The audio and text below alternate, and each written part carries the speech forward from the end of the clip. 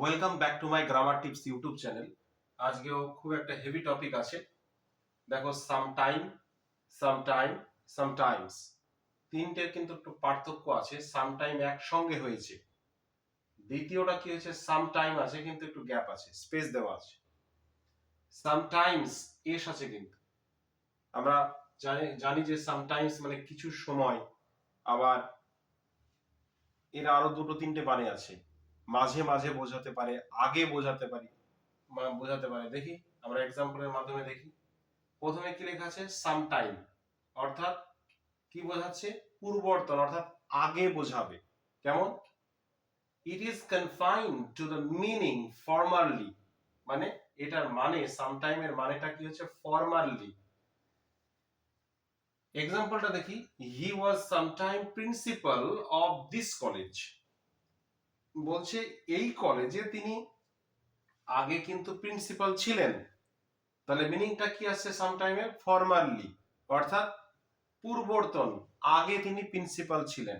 তাহলে সামটাইমের মানে এক্ষেত্রে কি হলো, আগে বা পূর্ববর্তন। এবার কি আছে, সেকেন্ড এক্সাম্পলটা কি আছে, সামটাইম লেখা আছে কিন্তু একটু স্পেস আছে, কিন্তু একসঙ্গে নয়, দুটো ওয়ার্ড কিন্তু ডিফারেন্স, মানে একটু স্পেস আছে। এই sometime, here some is an adjective qualifying time.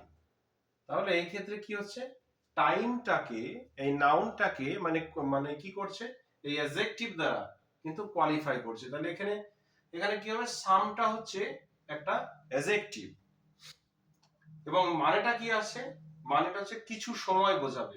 এটা আর কিন্তু আগে আগে বোঝাবে না, কিন্তু একটু যদি গ্যাপ থাকে তাহলে কিন্তু কিছু সময় বোঝাবে।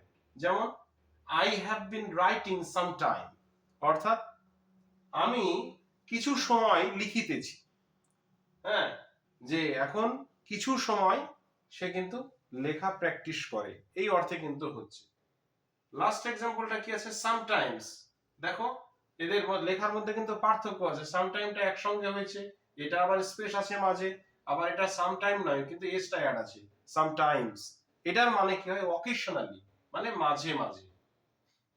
সামটাইমস এক্সাম্পলটা কি আছে, সামটাইমস হি অ্যাক্টস দাস, মাঝে মাঝে সে এই এমনই আচরণ করে, এমনই বিহেভ করে। তাহলে আরেকবার একটু রিক্যাপ করে নি। যখন সামটাইম হবে, একসঙ্গে লেখা থাকবে, এস যখন থাকবে না, তখন পূর্ববর্তন বা আগে বোঝাবে। হ্যাঁ, যে তিনি আগে প্রিন্সিপাল ছিলেন এই কলেজের, he was sometime principal of this college, এই কলেজে আগে তিনি প্রিন্সিপাল ছিলেন। হ্যাঁ, তাহলে আগে বা ফর্মালি বোঝায়। তাহলে সামটাইম যদি স্পেস থাকে তাহলে কিছু সময় বোঝাবে, তিনি লিখিতেছে, হ্যাঁ কিছু সময় লিখিতেছে এখন, I have been writing some time.